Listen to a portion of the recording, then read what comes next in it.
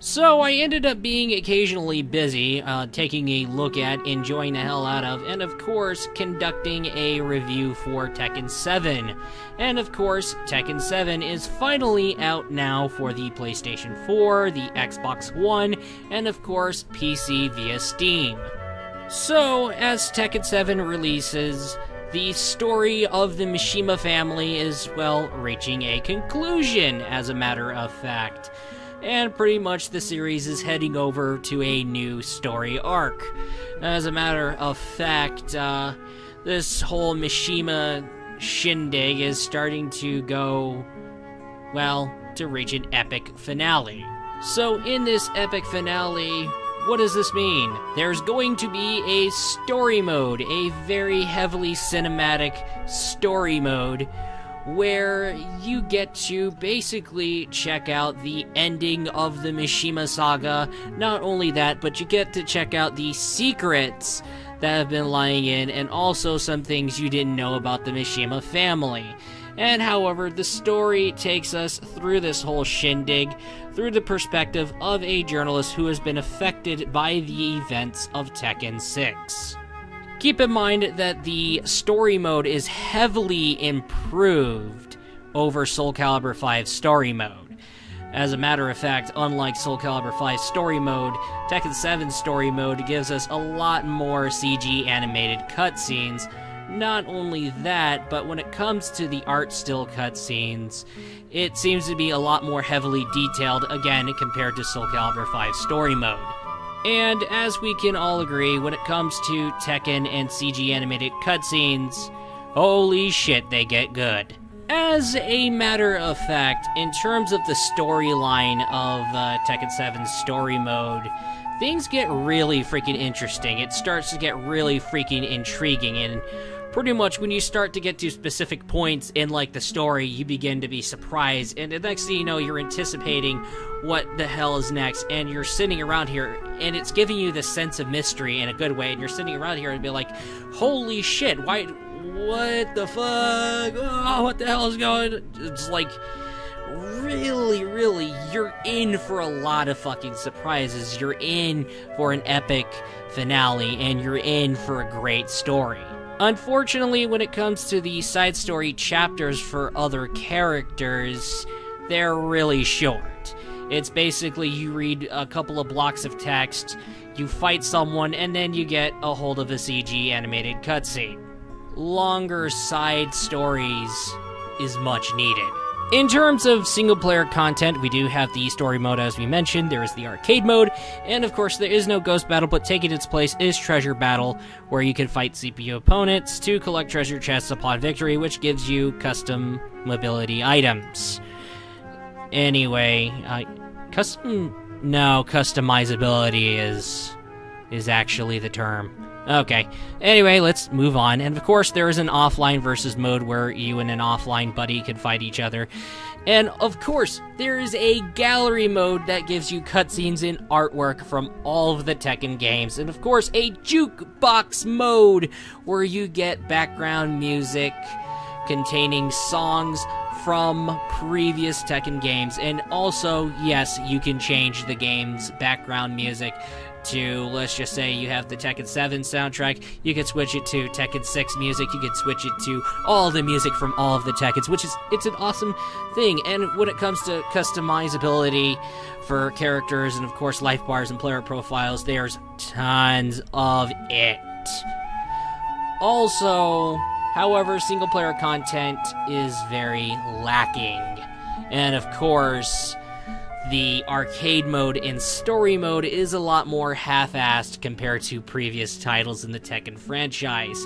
And of course, the amount of single-player modes is, like I say, as half-assed compared to previous entries as the arcade mode and story mode. And however, I will elaborate on there's no survival mode, there's no versus CPU mode. Are you serious? In terms of multiplayer, we can all agree the netcode really needs patching in Tekken 7. I hate to break it to you. Well, connectivity does go well when you do fight each other, but... And, yeah, of course, there's the tournament mode where players can host or join other tournaments, and of course, when tournaments are won, that person can win, like, in-game stuff in terms of currency, and of course, treasure chests. I sound like Daffy Duck when I say words with the letter P in it. But, let's go back to the elephant in the room, where we know when it comes to pretty much fighting each other, it goes well, but when you're spectating or finding ranked matches, things go horribly fucking wrong. As a matter of fact, when it comes to finding a ranked match, it takes forever. And pretty much when you're able to find someone, you get hit with a fucking connectivity error. Finding ranked matches is a fucking nightmare. And also, when it comes to player match lobbies, you have to wait for your turn to fight. It goes the old ways of the player match lobby. And unfortunately, it's not to where everybody gets a chance to basically fight each other simultaneously. And other people have a choice to either fight or spectate. Unfortunately, there's one fight at a time, and then other people have to basically keep on spectating until it's their turn. And however, if you want to leave a player match lobby, it becomes fucking annoying. The spectator menu becomes unavailable when the match is about to start, and you can't access the spectator menu during spectation of a match. Meaning you have to wait for that spectated match to be done. And yes, you have to hurry the fuck up before both players decide, okay, we agree to fight each other. Because by the time both people agree to fight each other, you're fucked. You should have hurried the fuck up. You can't log off, and now you have to sit through another spectator match, and it becomes a fucking headache. And when it comes to spectating matches, there's going to be often times to where you're not going to be able to see how the match concludes, because there's a connectivity issue that occurs, and things go horribly fucking wrong when the match is about to reach a conclusion. All I just want from Tekken 7's multiplayer is basically going into multiplayer matches, either ending up with me, oh hey, I won, or what the fuck, why didn't this one thing work when I fucking asked for it to? I mean, I don't care if I win or lose, I just want a moment of me playing multiplayer with another person. But it's hard to fucking get that. In terms of gameplay, there is a learning curve when it comes to Tekken games, and also Tekken 7. You're gonna have to get the hang of it a lot. You're gonna need a lot more time playing single player, or spending a lot more time on practice mode to get the hang of the fighting system, and also getting the hang of the character you're playing. And as soon as you start to get the hang of it, it actually becomes a lot more rewarding. And that's the fun part about Tekken's learning curve. It's how rewarding it becomes as soon as you start to get the hang of the game. And also, there's been this new addition to the fighting system. There's this new thing called Rage Arts. They're basically like super moves, but however, that can be countered with either a powerful attack or a block. I think I said something awkwardly weird in some weird thing, I don't know. Anyway, let's keep on going. And of course, you get these slow motion segments where two players can pretty much see the gameplay end up getting slowed down, where it's centering around both players about to basically get out a nearly equal power attack. And it pretty much causes anticipation, and it's basically asking you the question, whose fucking hit is the hardest? And when it comes to these slow motion segments, it becomes these awkwardly, or actually oddly satisfying moments. And really, that gets interesting. And of course, there's a ton of characters to choose from, and of course, the gameplay does remain balanced and, of course, addicting.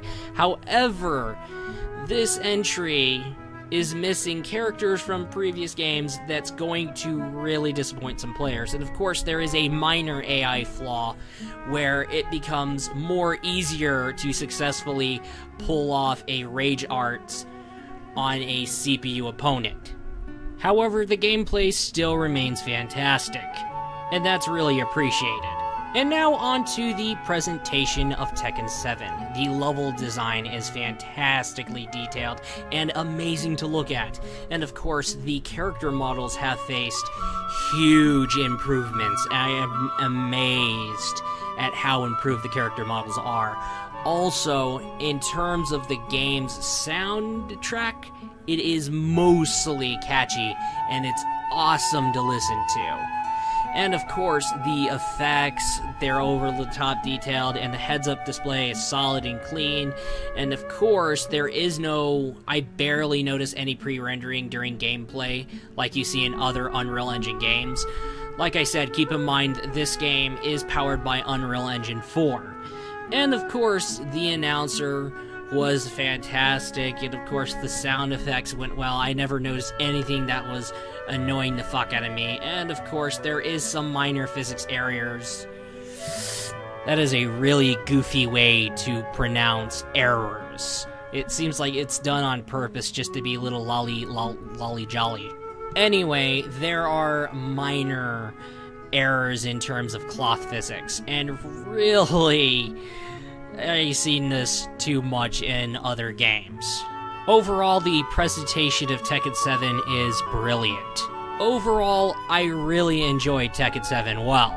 However, when it comes to Tekken 7 itself, there are elephants in the room, and pretty much that's where Tekken 7 becomes the most underrated of the Tekken franchise. I don't even know why Tekken 7 ditches a survival mode and a versus CPU mode. I really don't get it. And multiplayer becomes a fucking nightmare unless you get to fight someone in a player match. And also, the amount of content being offered compared to previous entries in the Tekken franchise is not so well. Let's not forget to mention there's fan favorite characters even missing from Tekken 7's roster, which is going to disappoint some fans. However, Tekken 7 is an overly evolved and also fun and addicting game. The game is not really bad, and it's not bad either. Tekken 7 still remains a good game. Not only that, it still remains a good Tekken game. Even though Tekken 7 itself is gonna have to end up relying on patches and DLC. All in all, Tekken 7 receives a 72%, which is a C-. Anyway, that is all for this review, and I'll be looking forward to you in the next video.